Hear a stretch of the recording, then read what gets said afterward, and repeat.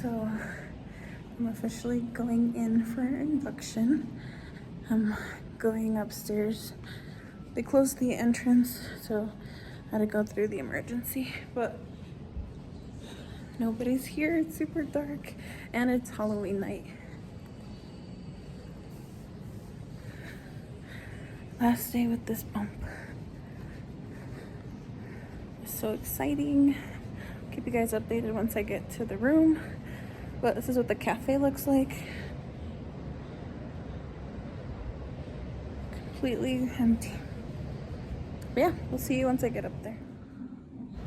So this is a quick little room tour. The room was actually pretty big. I think they gave me the ADA, like the handicap one, which was big and spacious. Like the bathroom was ADA accessible, so it was pretty cool. Everything was super clean. Here's me, and then there's the bathroom. My mom's sitting there. There was a little sofa that like you can make into a bed, so she had already set it up. There's like a recliner chair too. All my stuff was in the corner. There's where the baby goes, and then I had the TV on. This was November, so I had a Hallmark channel on. So quick update. So right now they're gonna remove the balloon that they inserted. I've been on Cytotec. I've already had 2 doses, but the contractions are just like every 3 minutes apart and I don't feel them. So they're probably gonna give me Pitocin here pretty soon. So I'm about to get it removed. I've had the balloon inside of me for 12 hours, which is quite a bit. And then once they deflate it, they can just take it and remove it out. So we'll see what happens. And then I will start Pitocin, which most likely will start eating only liquids probably on Pitocin, they said. So more lighter meals, and then they're also probably gonna give me the epidural, but I told them that once I request it, that I'll be fine to take it if it's unbearable. But my contractions right now haven't been too bad. Up there, I'm in the middle, so on the top tile in the middle. So they're every like 3 to 4 minutes. So, and yeah, we'll see what happens. I haven't been vlogging because I've been kind of trying to sleep. So basically they did the balloon thing at 12 a.m. in the morning. Tried to go to sleep. I was up until 2. I went to sleep for like an hour, 2 hours, but every hour they would come and check and pull on it. So it kind of made me uncomfortable. So, and then I slept some this morning. I slept like 2 hours maybe, but I haven't gotten any sleep. Like maybe like 3 or 4 hours. I look tired, but I'll keep you guys updated. And then I've been walking around. Oh, and they gave me an IV because my blood sugar was low. I tested at 76. So I have the IV connected. But today's November 1st, which I thought was the day that she's going to be born, so we'll see. If not, I'm okay with November 2nd, whatever day she comes, as long as we're both safe and healthy. But I'll let you guys know how it goes once they remove this balloon and give me Pitocin. So I just got the epidural. My water broke like an hour ago. Right now it's 6 o'clock, so it broke at 5. And the mucus plug came out at the same time. My contractions were bearable. Like I could breathe through them, but I didn't want it to be too late to where I can't hold still, because I want my labor to be like not painful, you know. But yeah, I can feel my legs go numb now. My stomach is grumbling. I'm on a liquid diet, so I'm gonna see if I can order a broth or something. But I have all the lights dimmed, everything in the room.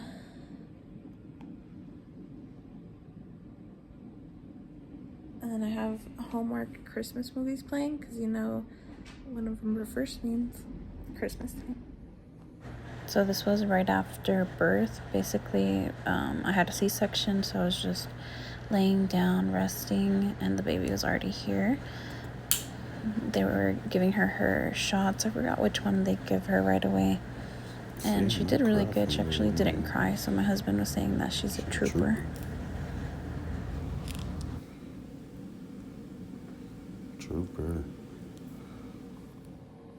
Okay, so it's been a minute since everything happened. So basically, excuse my tired look. I've only slept like 3 hours. I think the last thing I told you guys was that they were going to start me on Pitocin and that I had taken Cytotec. So basically, yesterday morning, they started doing the Pitocin. So actually it was like closer to the afternoon. So in the afternoon, I started getting in like contractions every 3 minutes, and I was breathing through them just fine. They were even asking me like, hey, do you take breathing classes? Because I was like, this is nothing, like breathing through them, and then bam, like I was like normal. After I was dilated like to, I think I had reached like 7 centimeters or 8 centimeters. No, it was like 6.5, 7. After I had reached that point, I decided to take the epidural because I'm like, honestly, I don't want to have to like experience this every 3 minutes. Like I have to breathe through. Like I'm gonna tire myself out, because by the point I get to having the baby, like I'll be like super tired. So then I'm like, no, let me get the epidural now, and then better safe than sorry. And I didn't want to like suffer through my first like delivery as a first time mom. So got the epidural. It wasn't that bad actually. It was like a pinch. Like I stayed really still. They said to tuck your chin in and relax your shoulders, and then I was like this until they injected the back. So then that wasn't too bad. It started numbing pretty quick. So like the 3 minute contractions that I was having, like I didn't feel them at all. Like she's like, oh, you're not even feeling like a little bit? I was like, no, I don't feel anything at all. And they have the little like clicker where you could have gotten more. So like for example, like let's say you do start feeling pain, you click it and it gives you more epidural. So like it gives you like a little dose of it. Obviously it's managed, so you can't keep clicking it until you give yourself a whole bunch. So then I didn't have to click it again. It was fine. I kept progressing throughout the night. Reached like 8 centimeters around, I think it was like 8 p.m. Yeah, no, it was like 6.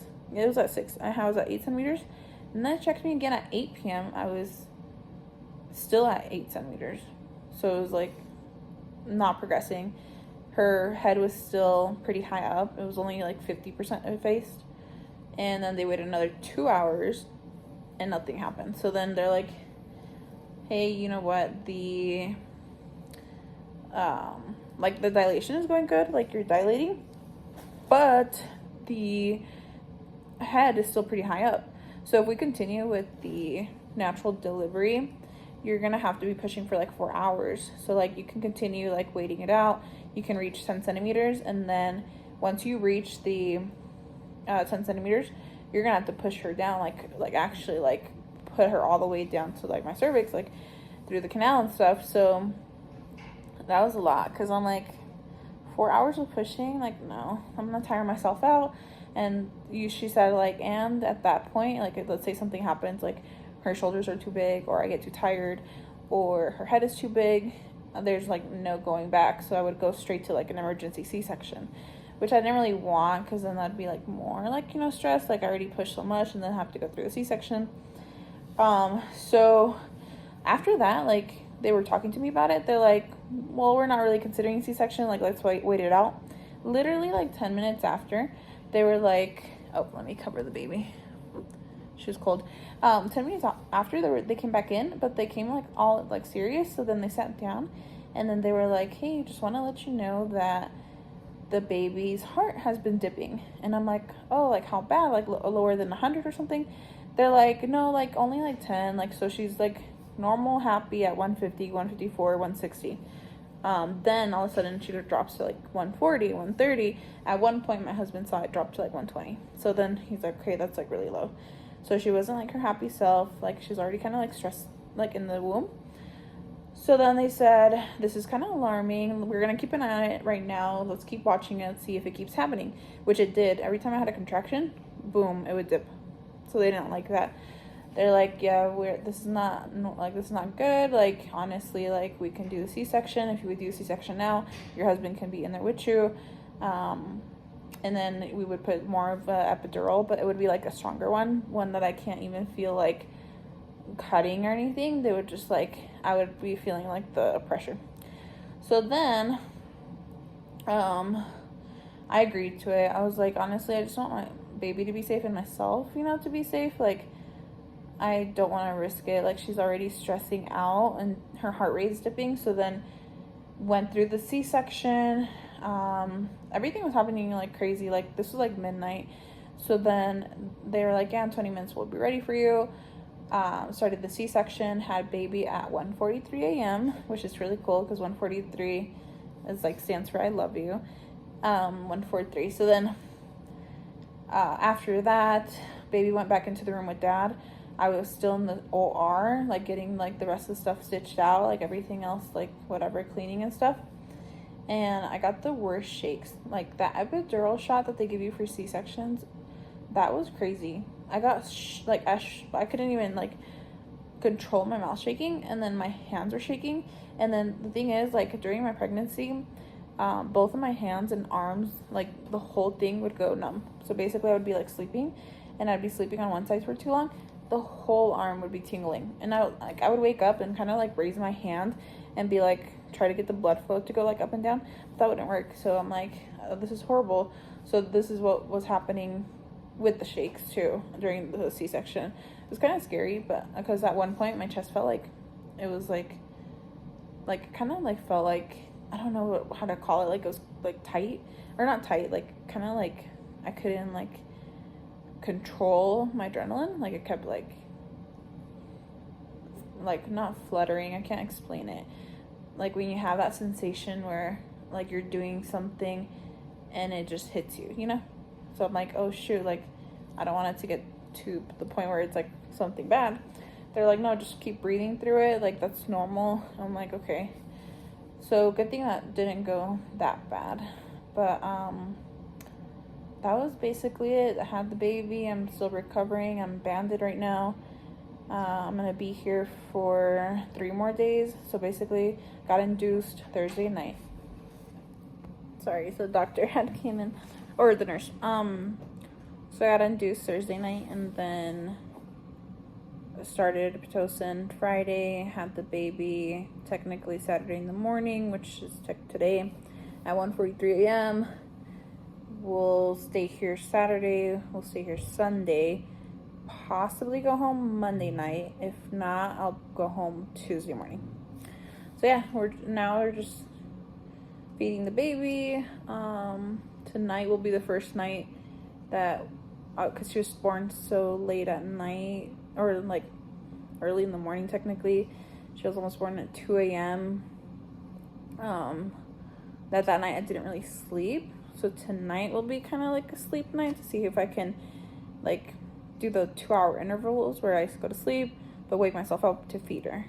So I'm gonna try that tonight. It'll be like a practice thing, so that way when I'm at home I can actually do it like normal. So it was crazy, honestly. Like, I think it's a positive induction. I've seen a lot of inductions on YouTube. I've seen a lot of girls that post like them going through like the pain and everything. I honestly forgot to blog like through the contractions, me breathing, like the breathing techniques I did. It was just a lot. It goes by quick. Like, a lot of things happen, things change. My birth plan went well. Like, everything that I put on my birth plan, which I use the baby list birth plan, it's so great. You just check off, like, it already has everything for you. You just download it, print it, and you just mark it off and do it. Like, I would write question mark under like some of the things I didn't know, like the terms. So the nurses were super cool. They explained to me like, hey, this is what episiotomy is. I don't even know the word. And then same with what's that other one that I was like, what is this? Vaginal seeding or something? There's some weird ones. And cord blood, something like you keep the cord blood. It's weird, but I said no, I don't want to keep the cord blood. I don't want the placenta. Like, I don't know where to sell it. I wish I knew. But yeah, it was cool. They did go through the whole birth plan, and even the birth plan had a section where it says if cesarean occurs, because obviously you want to go natural, but things happen. So when it got to the point where it's like, if cesarean occurs, this is what I want, blah, blah, blah, but we weren't focusing on it too much. And I'm glad it was in there, because I did put, like, I would want my husband in there with me, and then I wanted him to do the cutting of the cord, but her cord was around her neck, so kind of complicated things. Like, they just obviously, like, they want to take her out, cut the cord, like basically, like, it was at the OR, so they're doing everything. So Dad wasn't really involved in the cord cutting, which he was kind of upset about, but we understood the situation. Like, we just want safe delivery for both of us, so it happened that way. It's fine. He at least was able to see her right after, so they brought her to the little warmer table, got her weight. She weighed 7.14, so almost 8 pounds. My husband kept saying, you're gonna have a 10-pound baby. I'm like, oh gosh. I was like, don't say that. But yeah, she was fine. 7.14, almost 2 ounces before 8. I'm like, it's not bad. Like, she's a pretty healthy baby. She's gonna have hearing tests done probably tomorrow, and like all the other tests done.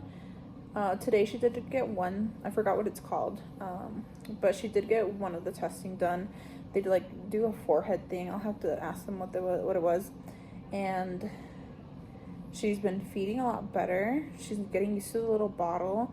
I've been using formula, which kind of sucks because I wanted the latch to happen right away, but they told me not to put myself down, that sometimes it takes 2 to 3 days for my milk to come out. There's like a little bit of colostrum coming out where it was like a little drop, and when the little drop would come out, I would put her on right away, try to put her nose on it, trying to get her to latch. But I'm like pumping still, trying to get colostrum out.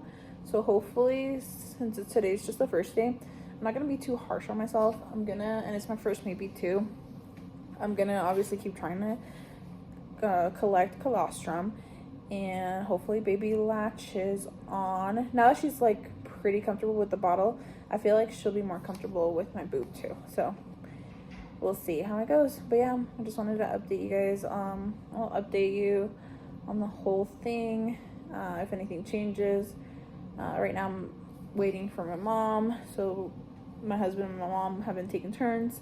Yesterday they were both here, so they stayed overnight, which was nice because obviously that's when my water broke. Oh, that's another thing too, the Pitocin caused my water to break.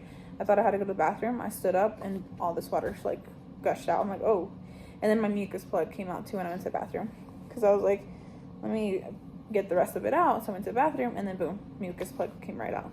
So I guess that was a good thing too about it, that the Pitocin did cause that to happen naturally, so I didn't have to have them like go in there and actually like force it to like gush out. But that's my birth story. If I think about anything else, you'll probably keep seeing more clips of me being here, since it's basically her first night like being born.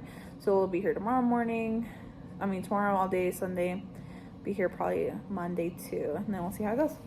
But thank you guys. I know it's like a kind of like a off video because it's an induction video, not like a thrifting video, but a lot of people do like these videos, so I kind of wanted to upload it to my channel. That way you guys can see like kind of like how things progress. So like things were going well, everything was going according to plan, and how things changed in literally like 10 minutes. I was just told that we were going to do it naturally, wait it out, and 10 minutes later they're like, we have to do a C-section now. So yeah, and I will I can make another video too of like first time mom, like how I kind of like transitioned to being at the house, having her and doing all that stuff. Thank you guys for watching. Leave any questions or comments below and I can try to answer them.